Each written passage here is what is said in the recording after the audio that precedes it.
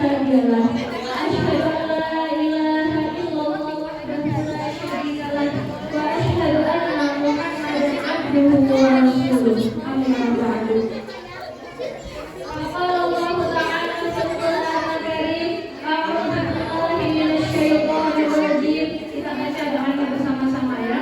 Rabbi shrah li sadri wa yassir li amri wahlul 'uqdatam min lisani yafqahu subhanaka la ilma lana illa ma 'allamtana innaka antal 'alimul hakim. Rabbi yassir wa la tu'assir, Rabbi tammim bil khair. Bismillahi tawakkaltu 'ala Allahi wa fawwadtu amri ila Allahi wa la haula wala quwwata illa billahil aliyyil azim. Ibu mulai, boleh anak-anaknya para rapi. Duduk yang ganteng ya, duduk yang cantik ya anak-anak ya. Nanti ada doorpress dari Pak Haji. Ada yang mau? Oke. Kemarin Pak Haji ngasih tugas ya kalau tidak salah. Apa ya tugasnya? Ada yang masih ingat?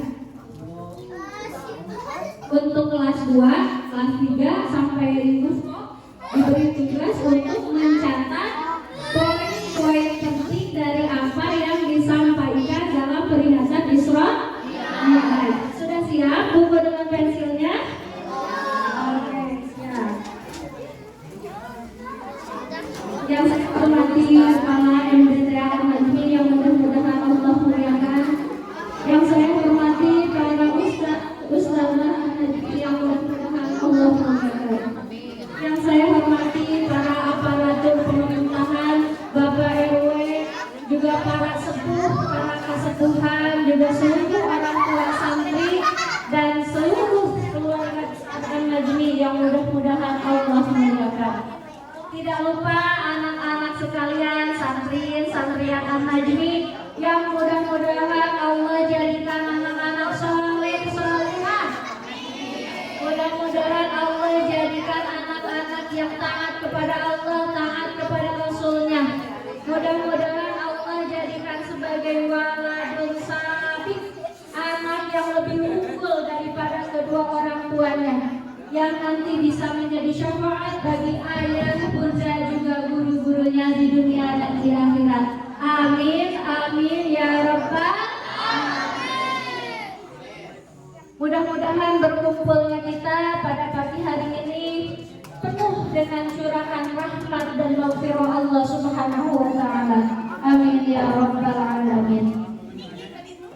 Hadirin juga anak-anak sekalian, syukur alhamdulillah hari ini kita bisa berkumpul, bersilaturahmi, bertatap muka, berjumpa dengan sesama saudara kita bersama seluruh keluarga besar Al-Najmi. Karena dalam hadis Rasulullah kelas 5 ada yang masih ingat gak hadis tentang silaturahmi? Ada yang membacakan? Coba saja bacakan kenapa?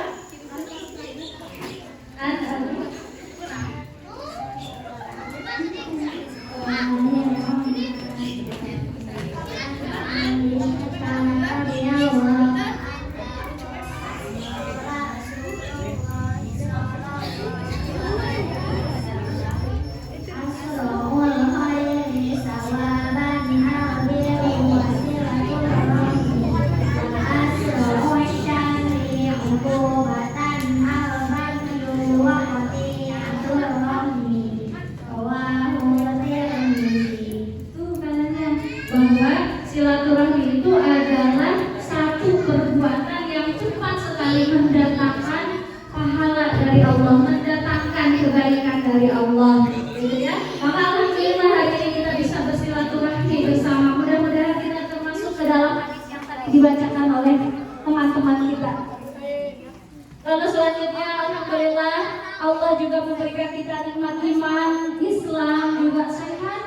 Hari ini alhamdulillah kita sampai kepada tanggal 27 Rajab 1440 1446 Hijriah. Yang mana tanggal 27 Rajab adalah merupakan salah satu tanggal yang sangat bersejarah di dalam Islam. Kira-kira ada peristiwa apa di tanggal 27 Rajab? Ada yang tahu nggak? Isra Mi'raj baginda Rasul Sallallahu Alaihi Wasallam. Nah, insya Allah hari ini kita semua akan mengenang kembali kisahnya, menggelar kembali kisah Isra Mi'raj baginda Rasul Sallallahu Alaihi Wasallam. Supaya apa?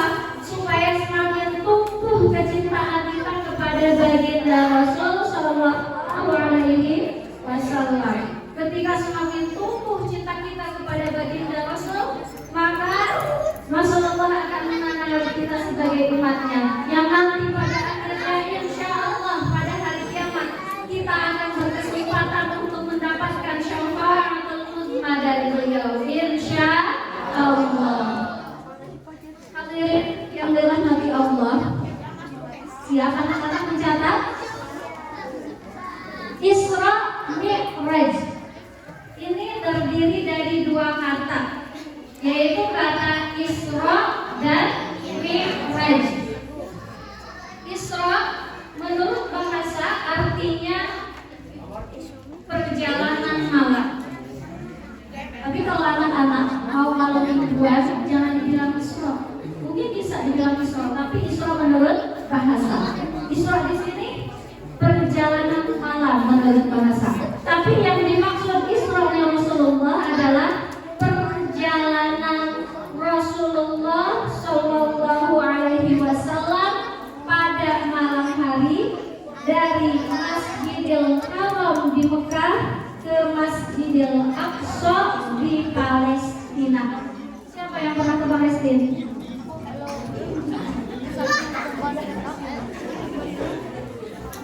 Lalu Mi'raj. Mi'raj itu artinya menurut bahasa naik ke langit. Kalian naik tangga ke mana Mi'raj? Nah, tapi yang dimaksud Mi'raj Rasulullah adalah naiknya Rasulullah Sallallahu Alaihi Wasallam dari Masjidil Aqsa di Palestina ke langit ke-7 sampai ke Sidratul Muntaha.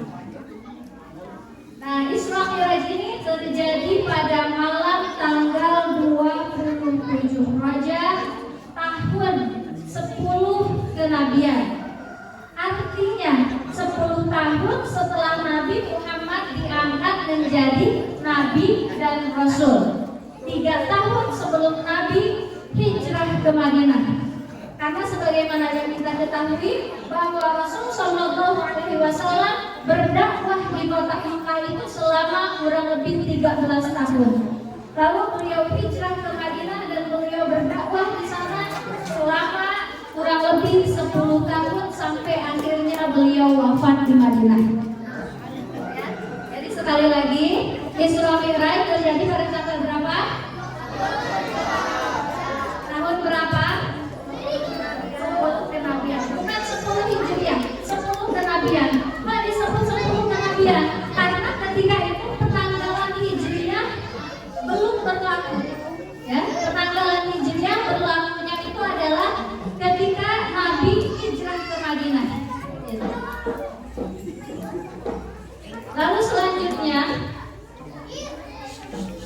peristiwa Isra Mi'raj Rasulullah Sallallahu Alaihi Wasallam Allah abadikan dalam Al-Quran surat Al-Isra ayat 1 dan surat An-Najmi ayat 13 sampai 18. Supaya apa? Supaya kita semua bisa terus mengenang dan menggelar kisahnya sampai kita cinta yang sedalam-dalamnya kepada baginda Rasul Sallallahu Alaihi Wasallam. Teman-teman, kita simak bacaan surat Al-Isra ayat 1 dan surat An-Najmi ayat 13 sampai 18 yang akan dibacakan oleh teman kita Sazia dengan Sofa. Tapi teman-teman semua diam, duduk diam dan mendengarkan bacaannya. Siap?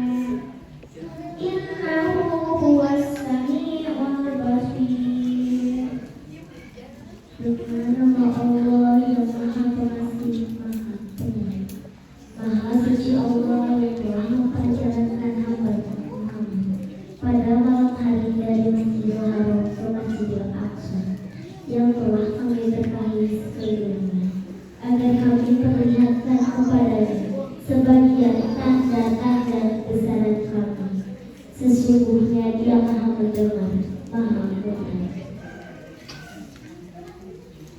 A'udzu billahi minasyaitonir rajim. Bismillahirrahmanirrahim. Wa qadarahu nazlatan ukhra. Inda sidratil muntaha.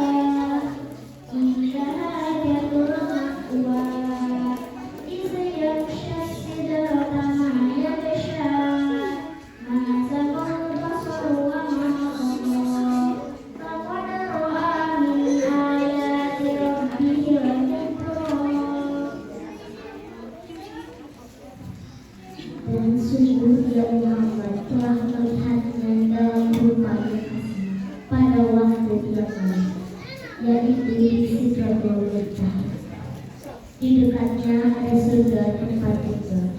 Muhammad melihat Jibril ketika Sidratul Muntaha diliputi oleh sesuatu yang putih. Kelihatan Muhammad tidak menyimpang dari yang dilihatnya itu dan tidak pula melampau. Sungguh Dia telah melihat sebagian tanda-tanda kebesaran Tuhan yang paling besar.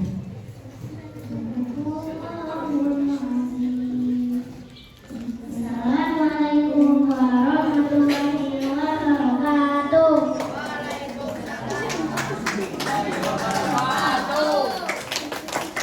Sadaqallahu al-azim wa sadaqa rasulun nabiyyul karim wa nahnu ala dzalika minasyahidin wasyahidin walhamdulillahi rabbil alamin.